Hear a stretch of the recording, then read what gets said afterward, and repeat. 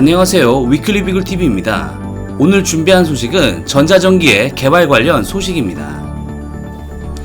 우리 공군의 전자전기 도입 사업이 2020년 말까지 사업 추진 전략을 결정할 것으로 알려져 있지만 이미 해외 도입이 아닌 국내 개발로 방향을 잡았습니다.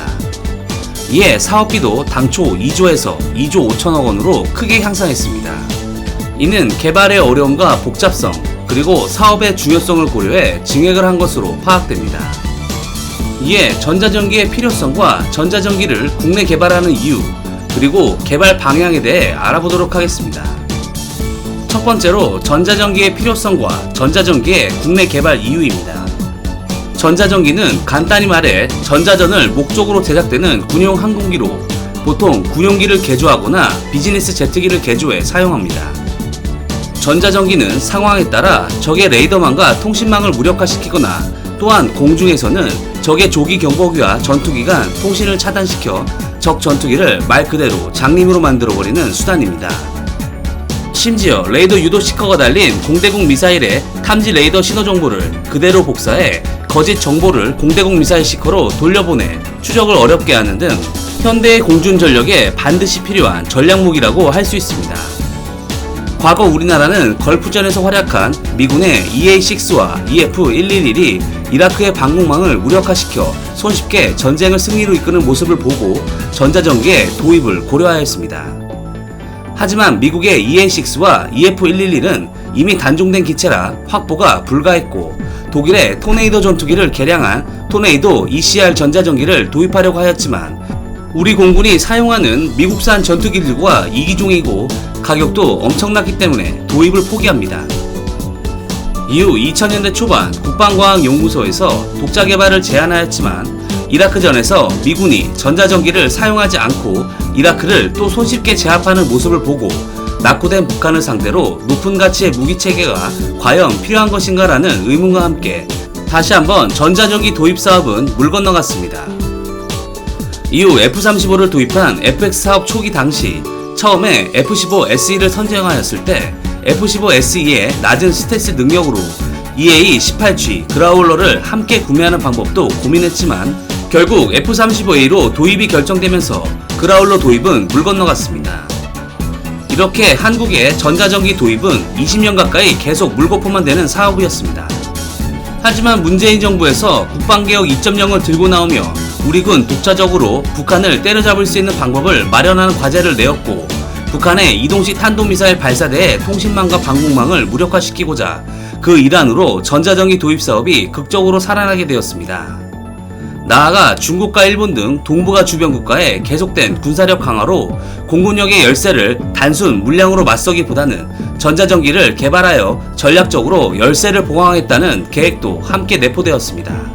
이는 전자전기의 진가를 발휘한 신뢰를 통해 중국과 일본의 공중전력을 전자전기를 활용해 그 열세를 뒤집어 엎을 수 있는 것을 확인할 수 있었습니다. 2019년 2월 인도 파키스탄 간의 공중전 당시 파키스탄의 펠콘 D-20 전자전기가 인도 공군의 전술통신을 마비시켜 결국 인도의 미그 21 바이슨이 파키스탄의 F-16에 격추당하고 말았습니다. 당시 단순 전투기 전력만 보았을 때 파키스탄의 열세였지만 이를 펠콘 D-20 전자전기로 그 열세를 커버한 것입니다. 전자전기의 도입 방법은 다 아시겠지만 도입하거나 개발하는 두 가지의 방법이 있습니다. 우리 군 당국은 후자인 개발 쪽으로 가닥을 잡았는데요. 그 이유는 무엇일까요?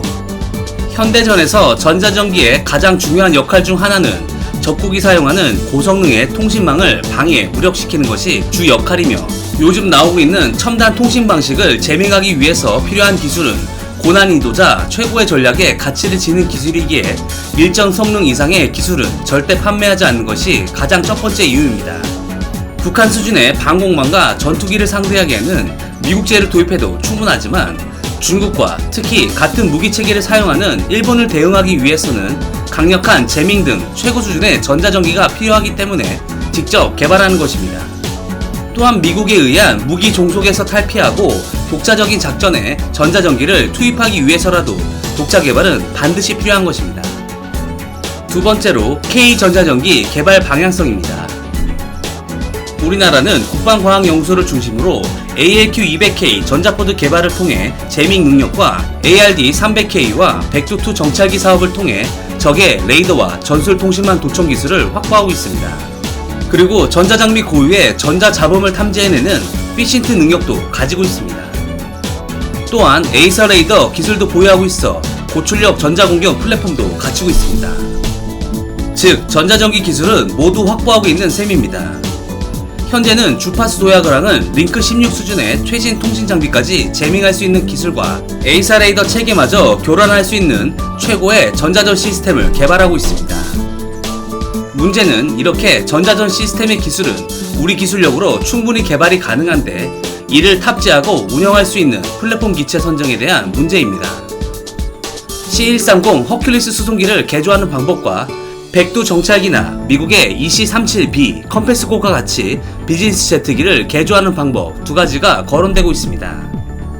C130이 기체가 크고 애초에 군용으로 제작된 기체이기 때문에 적재 공간이 넉넉해 전자전 시스템을 구축하기가 편하고, 또한 C130 스스로가 EMP가 다량으로 방출되는 전자전 시스템으로부터 자체적으로 비행 시스템을 보호할 수 있으며 다양한 외장 포드를 탑재할 수 있는 설계가 되어 있습니다. 하지만 비즈니스 제트기 기반의 플랫폼은 이러한 능력이 없기 때문에 추가로 EMP와 같은 상황에 견딜 수 있도록 개량이 필요하고, 외장 포드 장착도 애초에 설계가 반영이 안 된 민항기라 외장 포드 장착 시 위험 부담이 따라옵니다. 하지만 미국이 새롭게 개발하고 있는 전자전기인 EC-37B 컴패스콜은 기존의 C130 기반의 EC-130H와는 다르게 제너럴 다이너믹스의 비즈니스 제트기 G550 걸프스트림을 플랫폼 기체로 사용하고 있습니다. 그 이유는 중국과 러시아의 대응을 위함인데요. 프로펠러 추진 방식의 플랫폼이 작전 시간과 탑재 용량 등이 용이하지만 결국 중국, 러시아를 상대하기 위해서는 공중전에 투입할 수 있는 수준의, 다시 말해 전투기 수준의 작전 고도와 항속 속력이 반드시 필요하기 때문입니다. 우리 군도 궁극적으로 중국과 일본을 대응하기 위해서는 개발에 어려움이 따르겠지만 반드시 비즈니스 제트기 기반의 플랫폼 기체를 활용해야 합니다. 사실 백두 정찰기 사업을 통해 비즈니스 제트기의 시스템을 통합해본 경험이 있기 때문에 어렵겠지만 충분히 통합할 수 있는 능력은 가지고 있습니다.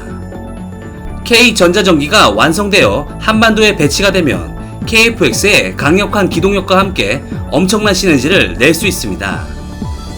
이를 통해 가까운 미래에 강력해진 대한민국 공군력을 기대해봅니다. 이상 위클리 비굴이었습니다. 시청해주셔서 감사합니다.